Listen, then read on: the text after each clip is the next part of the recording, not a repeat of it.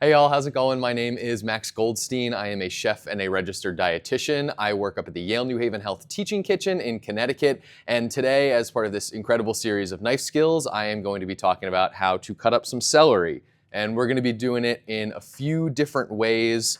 First and foremost, if it comes on the bulb like this, totally great way to buy it. Certainly you could also have the stalks just ready to go, but if it comes on the kind of the bulb like this, we can work our way from the outside in, kind of ripping them off the bottom here. So we find the ones that are situated most outward, give a little snap towards the bottom there. We're gonna be removing all of this here at the bottom anyway. So I'm gonna go ahead and take off just a couple pieces of celery. Now, if some of these, you maybe noticed one a little more limp, I'm gonna set this aside. It could go into my vegetable stock. I could maybe try to save it by throwing it into some ice water. But for what we are doing today, I'm gonna go and grab just a couple nice crisp pieces here. And that is actually gonna be the first thing that I was gonna talk about, those long fibrous strands on our celery. They kind of run down these stringy bits, if we wanted to get really technical with them, that run down the length here. If they kind of start to peel away as we get into our celery, you could just grab them,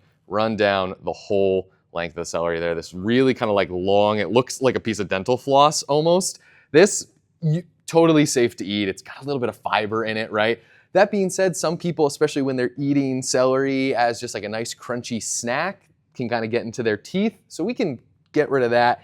And then those long strands go along the entire length of the celery here. So one easy way to get into those is actually when we go to start chopping our celery, we're gonna take off this really kind of wider part at the bottom here where it attaches to that bulb. We can make one cut there. We can make another cut up at the top here, sort of where I would describe it almost like a knuckle, where some of those leaves would start to come out of our celery. We can chop that off as well. And then you could do this next step with a smaller paring knife. You could use a vegetable peeler, but I have the chef's knife here. So all I'm gonna do is kind of just start to get a little bit underneath that fibrous part there with the side of my knife, and we'll see how well it wants to play along with me. And we can pull off some of, if I can get another one, yep. Another one of those really long strands. Not necessarily running along the entire length there. Sometimes they're a little shorter, but we can get those out of the way, which is great because then one way that we're gonna talk about cutting this celery is, say, for a crudité, a vegetable platter. We just want some nice bite-sized pieces. Once we've got those strands removed, I can come in, and this is a little longer than the length of my knife. I'm thinking maybe thirds or quarters. So we can go ahead, get a nice little bite-sized pieces there. Or not bite-sized, but perfect for snacking on. If we don't love that this is wider on the end there, we can chop off a little bit more as well. Again, perfect for dipping into. Always easiest to cut that celery. We noticed we were cutting with that sort of the U, the C shape down, so it's on that nice flat surface. And we're gonna do the exact same thing with the other pieces of celery as well. Because certainly we don't always want these large pieces of celery. Celery is great because it's a pretty neutral flavored vegetable, but it adds a lot of nice crunch, so it can go great into something, say, like a salad or a stir fry. And I definitely want smaller pieces for that. It's gonna start the same way. I'm taking off that sort of knuckle at the top and then one of the really wide parts here down at the bottom. Because I'm gonna be chopping this a little smaller, I'm less worried about those, again, those stringy bits. So all I'm gonna do is, again, keep it rested on this sort of C rounded shape here. And I can cut this to various sizes. If I'm saying maybe something like a stir fry, where I'm gonna be doing a very high heat cooking temperature and very quickly cooked, I want a larger piece that isn't gonna burn on me. So I can go ahead and using my I kind of use my middle finger as a guide there of how large I want these pieces. I want something that it's gonna hold up to a nice high temperature. It's gonna maintain some crunch. And we always want to try to get evenly sized pieces so that they'll cook evenly in the pan. Again, great for, say, something like a stir fry, but if I wanted them a little thinner, maybe for a salad, well, all I need to do is move that knife a little closer where my knuckle is. And now this is something where I can stick my fork into it.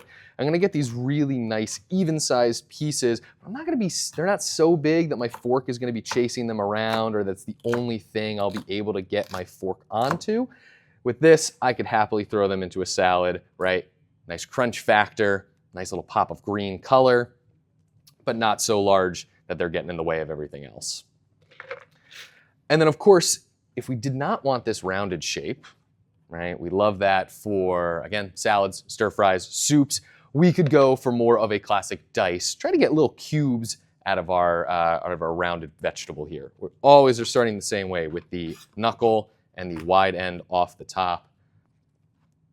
From here now, when I start to work with our celery in a way where I'm going to be cutting it lengthwise as well, I can find it a little easier to chop it in half, just so it's a little bit more of a manageable size. And from here now, I can just one nice clean cut through the middle there. And you see now I have more of a plank rather than that rounded shape of the celery there. And this could be the perfect size for you. Let's say now we can just lay it down onto that flat side. And then we've got what is essentially nice little diced pieces here of our celery. But we could go even thinner. Those are a little bit more rectangular. If I really wanted them into squares or nice cubes, I could go down that length one more time through the middle. And then when I'm feeling really confident, I can take a couple of these at a time and lay them next to each other, using the flat side of my knife to line those up with each other, my nice claw grip to hold them all into place, and come down the length here. This would be great for, say, making our mirepoix, which is a base that we use for a lot of soups and stews in French and Italian cooking.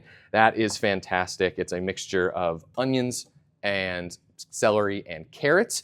And of course, though, we are here in New Orleans, and so our version of that here is the Holy Trinity, which is celery and onions, and then we do bell pepper as well. That is my very quick rundown of how to chop celery, and thank you for joining me.